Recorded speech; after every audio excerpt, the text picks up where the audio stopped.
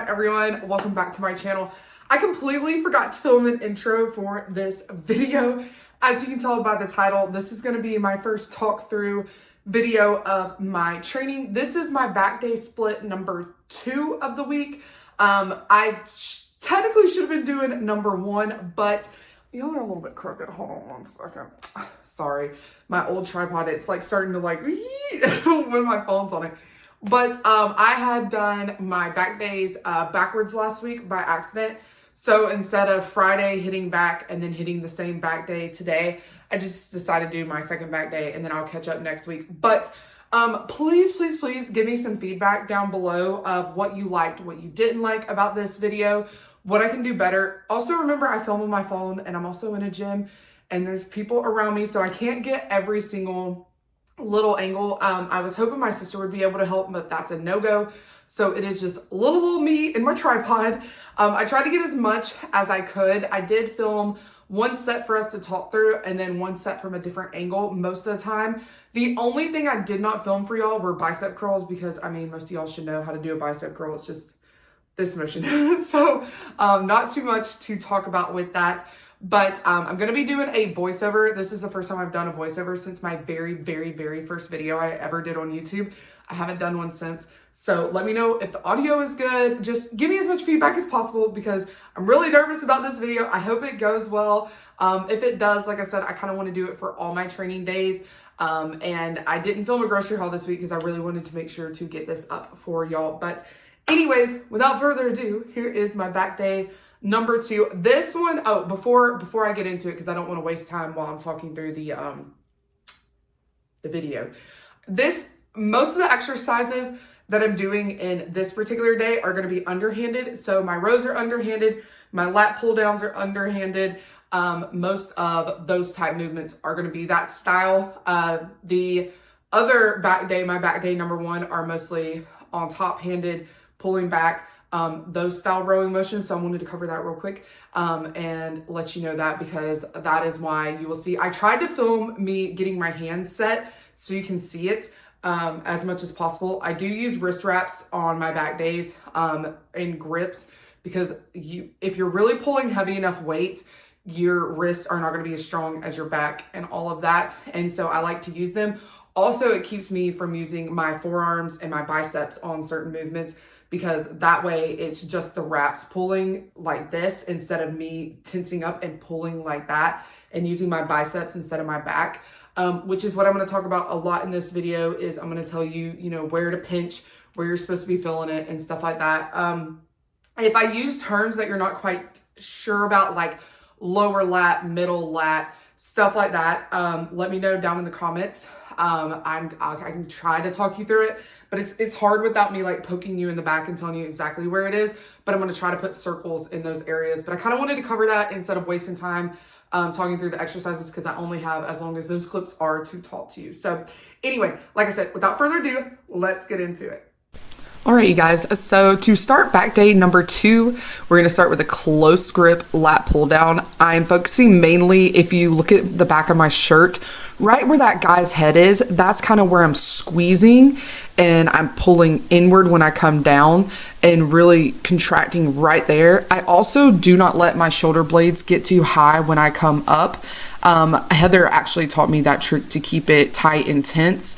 You'll see it more when I have the video where my shirt is off. You can kind of see where once my shoulders start to kind of come up, I will start pulling back down for my next rep. Like right here, I see that they're going up and I pull back down. Also, this is my 3rd set, so it's my heaviest set. If you're not going hard and going really heavy and getting to where those reps are a struggle, I highly recommend you start doing that. Progressive overload is the best way to build any kind of muscle, but this is what I'm mainly focusing on with this specific exercise. All right, moving to underhanded rows. What I'm really trying to do is imagine pulling my pinky into my lat, my side lat right there. I'm really focusing on driving that pinky into it, keeping my elbows tight into my side and squeezing my back. That is what I'm really trying to focus hard on doing. Also, I like to do a little lean back, if you saw in the beginning, to kind of set myself. And that's what I'm kind of working on with this one. You don't want to go too high. Also, make sure you keep it pretty low, and it'll target that inner lat as well. All right, here are my doubles. I hate these. This is a single arm low row.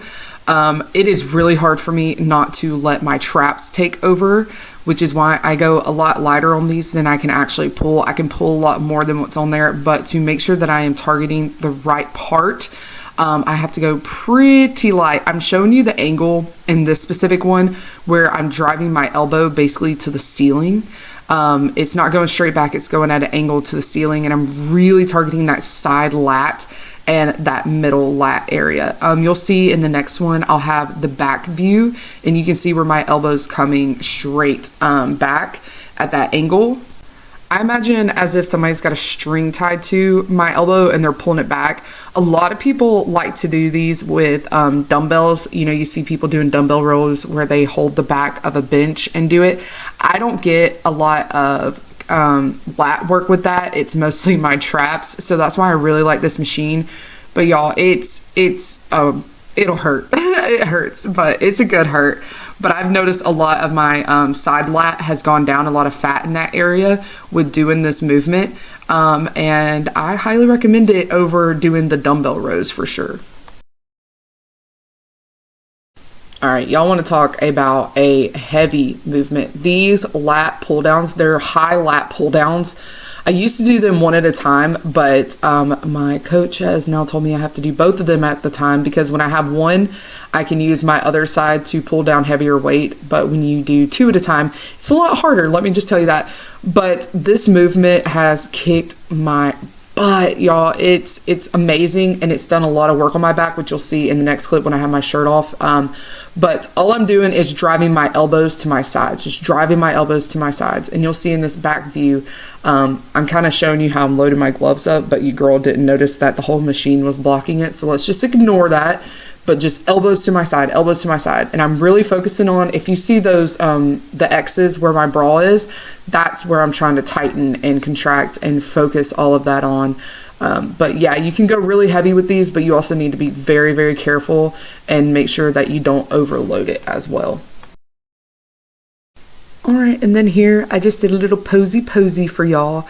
I really like to practice my posing after training or cardio or anything. It really helps, because when you're worn out is when you need to be holding your poses the most. So if you're really wanting to compete or you're wanting to get into posing and stuff like that, I highly recommend not doing it before or anything like that before your workout. I would do it after. Also, gnarly back pump after back day, but y'all, these extra carbs on back day, they bloat your girl a little bit. All right, you guys, that is my back day number 2. I know it seemed really short, but I do 4 sets. So my first working set should be up to 15 reps.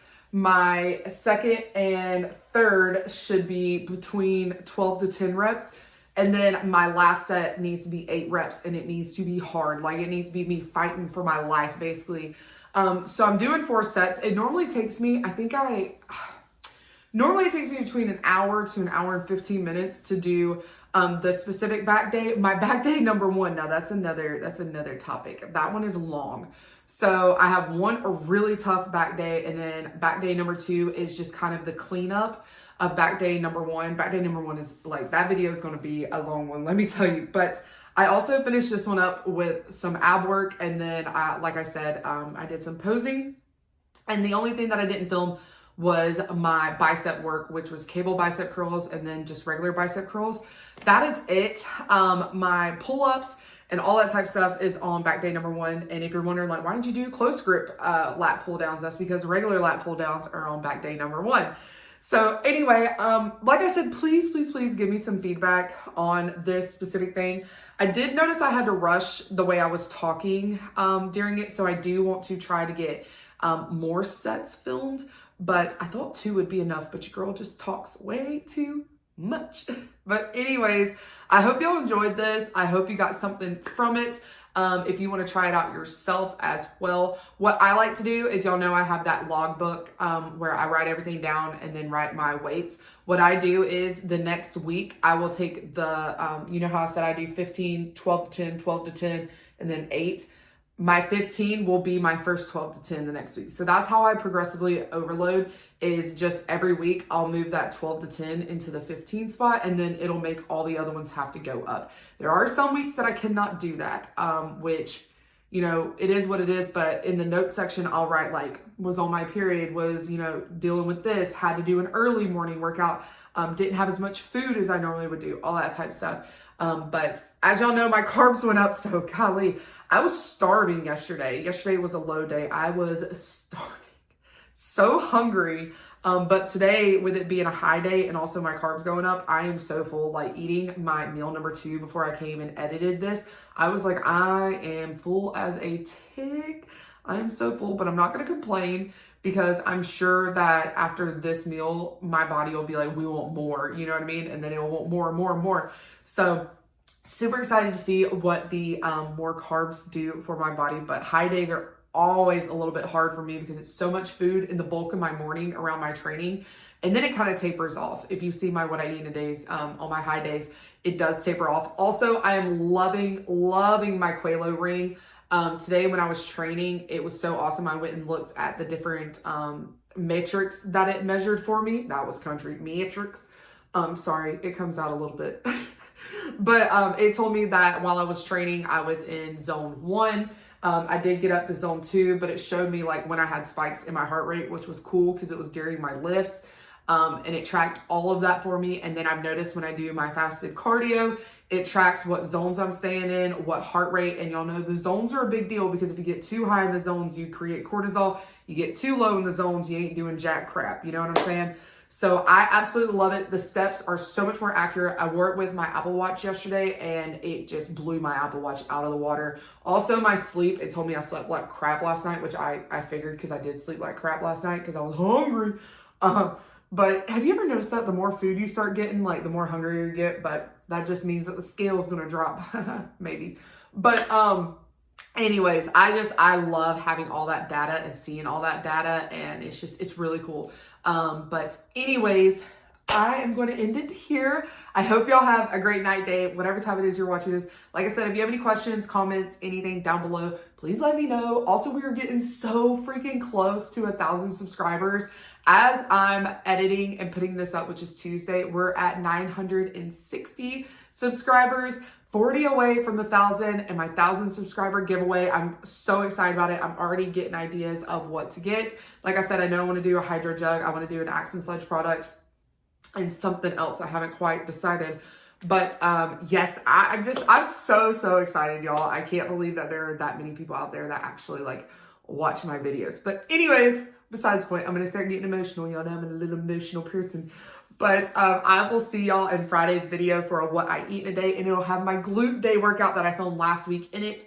And I think it's going to be a low day though. I'll film the low day for y'all. And then next week we'll have a high day, because my other high day will be Friday when the video goes up. So I won't be able to film it. Anyway, I'm just rambling at this point if you haven't noticed.